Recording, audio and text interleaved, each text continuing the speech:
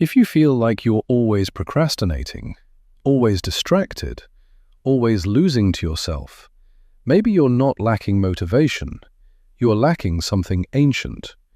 What I mean is this. Since the Stoic era, people had already seen through the problems of today, thousands of years ago. Let's explore just how sharp and profound Stoic wisdom truly is. We are living in an age of comfort. If you like something, you get it. If you're sad, you scroll. If you're bored, you entertain yourself. But the ancients, the Stoics, the philosophers who truly understood inner strength, believed this. If you cannot control yourself, you will not control your life. Today I will walk with you through 5 quotes about ancient wisdom demands self-discipline. Not just to listen and nod along, but to understand deeply and to apply them for real. After each quote, I will give you a specific exercise. Practical, maybe a little uncomfortable, but powerful enough to change you. Because wisdom without practice is just entertainment. And we are not here to be entertained. We are here to train the mind. Let's begin.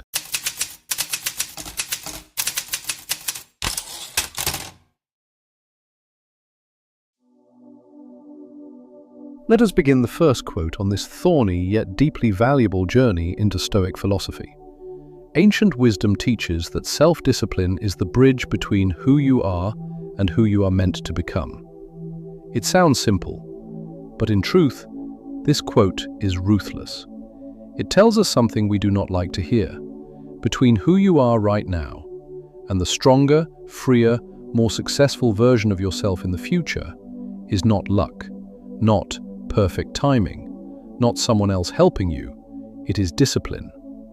We often imagine a better version of ourselves, someone who wakes up early, someone who exercises consistently, someone who reads instead of scrolling, someone calm when insulted, someone who finishes what they start instead of quitting halfway. It all sounds perfect, doesn't it? If we could do all that, we would be saints. But we are only human. And here is the problem. We want to become that person without crossing the bridge. And that bridge is built from small actions repeated daily when no one is watching. The Stoics believed this. Human beings do not become great through inspiration, they become great through habit. Marcus Aurelius did not become a calm emperor simply because he was intelligent. He trained his mind every single day. Epictetus was once a slave. Yet, he did not let circumstances define him. He trained his inner discipline and became a philosopher. So what is this bridge, really? It is the things you do not want to do, but know you should. It is turning off your phone when you want to keep scrolling, doing one more set when you want to stop, staying silent when you want to react, continuing when you want to quit. Each time you do that, you take one step on the bridge. And here is the uncomfortable question. If today you did not move closer to the version of yourself you desire, then which version are you moving toward? Because you are always moving. The only question is, are you choosing the direction or letting inertia decide? Keep that question in your mind. Now, do not just nod in agreement. Philosophy without action is meaningless. If discipline is the bridge, then today we lay the first brick. Tonight, before you sleep, write down 2 columns. Column 1, the version of myself I want to become. Be specific, not vague. For example, calmer, physically healthier, able to work with focus for 2 uninterrupted hours. Not losing my temper with my family.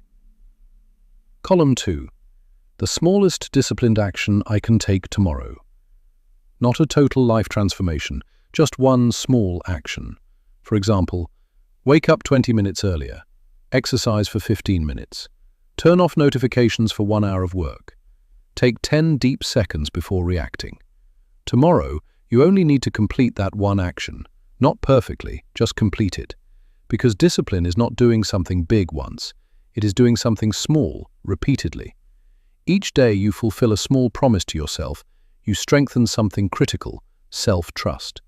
And a person who trusts themselves is very hard to defeat. But this is only the beginning. The second quote goes even further. It does not just speak about building a bridge, it speaks about fighting. Let's continue.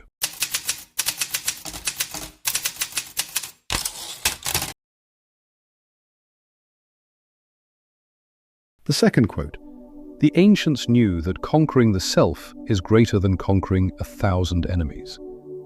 We are taught how to compete with others, compare grades, compare income, compare appearance, compare achievements. But very few people teach us how to defeat ourselves. And that is the real battle. The Stoics believed this. The greatest enemy is not outside, not a difficult boss, not someone who dislikes you, not the market, circumstances, or society. It is procrastination, impulsiveness, a fragile ego, uncontrolled anger, instant gratification. You can defeat 100 people in an argument, but if you cannot control your temper, you are still losing. Epictetus once said, "It is not events that disturb us, but our judgments about them." That is the battlefield, not out there, but inside your mind. Think carefully about this. If someone can make you angry with just one sentence, who is really in control? If a phone notification can break your focus, who is controlling your mind? If your emotions dictate your actions, you are not free. The ancients understood. Freedom is not doing whatever you want. Freedom is not being forced to do what you want immediately. Conquering 1,000 enemies sounds impressive, but conquering one burst of anger, one temptation, one urge to quit can be even harder. And that is why it is greater.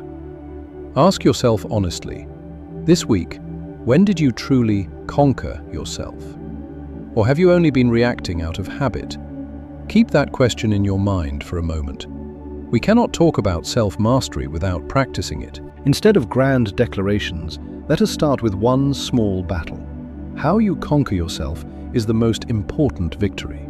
Confucius, a great philosopher of China and of the world, held the same view. Winning within yourself is more important than winning anything outside. Mastering your inner world helps you mature and move towards success. Now, let us step into a battle you will face within the next 24 hours. In the next 24 hours, choose one single rule. Whenever you feel the urge to react immediately, pause for 10 seconds. Someone says something unpleasant, pause 10 seconds. Want to check your phone while working? Pause 10 seconds. Want to argue back? Pause 10 seconds. In those 10 seconds, take a deep breath. Exhale slowly. Ask yourself one question. Will this reaction help me become the person I want to be? It sounds simple, but you will be surprised. Practice this simple exercise. I assure you, you will notice a difference. Just 10 seconds can change the way you live your entire day. Because in those 10 seconds, you are no longer someone controlled by emotion. You are someone who chooses. And each time you choose instead of react, you are winning. One day, just try it for one day. If you can do it, you will begin to feel a very unusual kind of strength. Not loud, not flashy, but solid. Yet there is something even harder than mastering your emotions. It is restraining yourself when no one is watching. The third quote goes there, and it goes even deeper.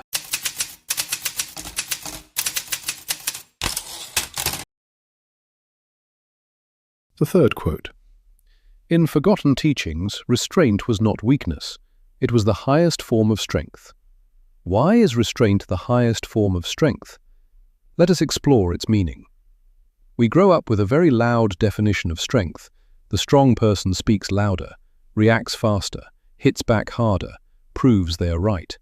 On social media, the winner is the one with the best clap back. In real life, the one who says nothing is often seen as weak. But the Stoics saw it completely differently. They believed the one who is not carried away by emotion is the truly strong one. Marcus Aurelius was the most powerful man in the world at that time. He could punish, he could retaliate, he could command, but he chose self-control. And that was true strength, because reaction is instinct. Restraint is choice, and choice always requires energy. Think of a familiar situation. Someone insults you. In that moment, you have two options: react to defend your ego, or remain silent, observe, and control yourself. Reaction brings instant satisfaction, like a mental punch. But what is the cost? Loss of composure, loss of image, loss of energy. A person with true inner power does not need to prove their strength. They do not need to win every argument, do not need to say the last word, do not need to respond to every provocation, because they understand, if you are easily triggered, you are easily controlled, and someone easily controlled cannot be called strong. Be honest with yourself. How many times this past week did you react just to protect your ego? And how many times did you wish you had stayed silent? That is not weakness. It simply means you have not yet been taught how to use strength correctly. Theory sounds good, but real strength is not in understanding, it is in practicing when the real situation happens. So we will not talk about grand ideals. We will practice restraint in ordinary life. In the next 48 hours, choose one situation where you would normally react. It could be a criticism, an irritating message, a small argument, a comment online. Instead of responding immediately, choose silence. Not silence because you are afraid, but because you are in control. In that moment, ask yourself, is this reaction truly necessary? Or am I just protecting my ego? You will feel uncomfortable. Your ego will want to speak. But if you can overcome that feeling, you will experience something very different. A quiet strength. No one will applaud you. No one will know you just won. But you will know. And that is what matters. Restraint is not suppression. Restraint is mastery. And one who masters themselves does not need to master others. That is why people say, use softness to overcome hardness. But there is something even more subtle than restraining reactions. It is mastering your own desires. The fourth quote will touch that, and it will force us to re-examine the way we live every single day.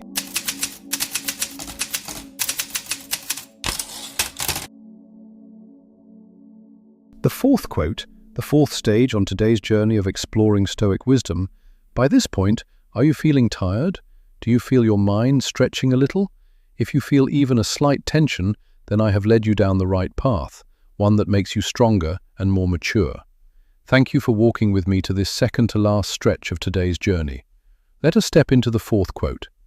Discipline was once seen as an act of freedom, for mastery over desire frees the soul. When you hear the word freedom, what comes to mind? Sleep when you want, eat when you want, buy what you want, say whatever you want. We are taught that freedom is doing what we want. But the Stoics saw it very differently. They believed if you always act on what you want, you are not free. You are being controlled by desire. Desire is not evil, but desire without control becomes chains.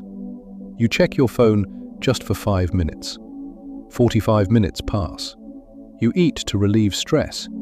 Then you feel guilty. You procrastinate just for today, and it repeats for weeks. That is not freedom, that is dependence. It means that you, your body, are enslaved by your desires. You think you are free, but you are not. You are serving them. Step out of it. Step out of that cycle of guilt and attachment. It weakens you. It holds you back. Marcus Aurelius once wrote in his journal, "You have power over your mind, not outside events." Our quote today goes a little further. It says, "Discipline is not force. Discipline is liberation." When you master your desires, you are no longer dragged around by small impulses. You no longer fight yourself every day. You have energy to focus on what truly matters. Imagine this. If you were not dependent on dopamine from social media, if you were not pushed around by temporary emotions, if you could say no to small temptations, how much time would you have? How much focus? How much peace? That is freedom. Not the freedom to do anything, but the freedom from the urge to do everything. Be honest with yourself. Are you mastering your desires, or are your desires mastering you? If your phone ran out of battery for a whole day, would you feel relieved or anxious? The answer reveals a lot. We cannot talk about mastering desire without testing it. But I'm not asking you to abandon everything. You do not need to live like a hermit. Just a small experiment. One experiment strong enough to show you who is controlling whom. In the next 24 hours, choose one small desire that you usually indulge. For example, mindless scrolling on social media, snacking when you are not hungry, watching videos endlessly before sleep, checking your phone immediately after waking up, and decide, for 24 hours, I will not do this. Not because it is evil, but because I want to prove that I control it. During that day, you will clearly feel the urge. You will hear a small voice in your head. It's fine, just a little. You can start tomorrow. Do not hate that voice, just observe it. And when you overcome even one urge, you will feel something very strange. A space. That space is freedom. Discipline is not a prison. It is a key. And each time you say no to an unnecessary desire, you are saying yes to a stronger version of yourself. But there is an even deeper layer. Because you can master yourself today, yet without direction, you will still drift. The final quote speaks about that, and it asks a question bigger than discipline itself. Where are you going?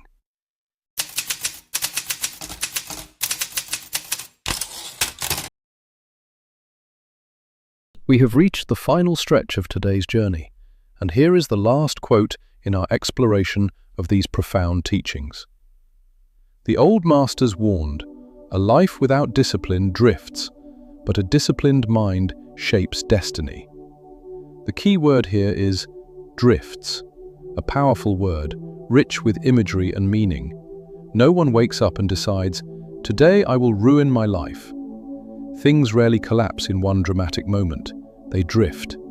Drift from sleeping 30 minutes later. Drift from postponing something important. Drift from avoiding a necessary conversation. Drift from choosing what is easy instead of what is right. And one day, you look back and ask, how did I end up here? Not because you lack intelligence, not because you lack potential, but because you let inertia decide for you. The Stoics understood this clearly. They knew, if you do not actively shape your mind, the world will shape it for you. Algorithms will decide what you think, news will decide what you worry about, other people's opinions will decide how you feel about yourself. That is drifting. When the quote says, a disciplined mind shapes destiny, it is not speaking about mystical fate, it is speaking about a chain of small choices. Destiny is not one single event, it is the result of thousands of decisions. What you read every day, what you say yes to, what you say no to, how you respond when things go wrong. A disciplined mind does not mean never making mistakes. It means not letting mistakes become habits. Look at two people with the same starting point. One lives by temporary emotions, the other lives by principles. After 5 years, they are no longer in the same place, not because of luck, but because of direction. If you continue living exactly as you are now, keeping the same habits, the same reactions, the same level of discipline, where will you be in 5 years? This question is not meant to make you anxious, it is meant to wake you up. We have spoken about the bridge, about conquering yourself, about restraint, about mastering desire. Now it is time to connect it all, not with a grand goal, but with clear direction. Tonight, do something serious. Sit down. No phone, no music, just you and a piece of paper. Write, in the next 30 days, what kind of person do I want to become? Not material goals, but qualities. More disciplined, calmer, more focused, more responsible. Then choose 3 principles to live by for the next 30 days. For example, 1. I wake up on time every day. 2. I do not react immediately when angry. 3. I complete important work before entertainment. Place it somewhere you will see every morning. Can you do this small thing? If you can, make a commitment to yourself. Quietly follow through. and you will see how satisfying the results can be. For 30 days, you do not need to be perfect, but you need to be honest, because destiny does not change overnight. It changes when you stop drifting and start rowing. 5 quotes, 5 reminders. Let me summarize simply.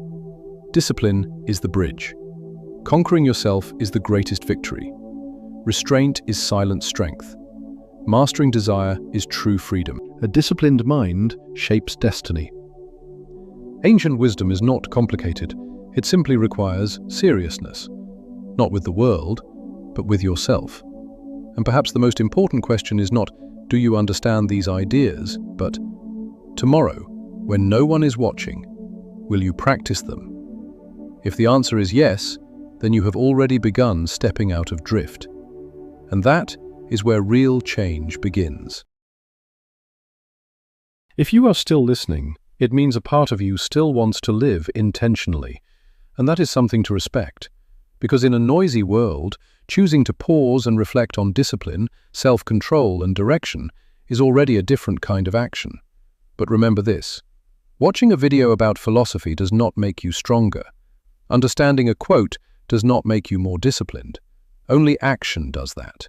Tomorrow, when the alarm rings, when anger appears, when temptation whispers, that is when philosophy truly begins. If content like this helps you think deeper, slow down, and train your mind daily, subscribe to Stoic Quotes. Here, we do not chase short-term motivation. We build long-term inner strength. Each week, I will share Stoic quotes, and more importantly, how to apply them in real life. No empty theory, no cliches, just honest conversations with ourselves. And if one quote today truly resonated with you, comment below which one was the hardest to practice. Sometimes, writing it down is already the first act of discipline. Thank you for giving your time to yourself today. I will see you in the next video on Stoic Quotes. Keep your mind steady and do not drift.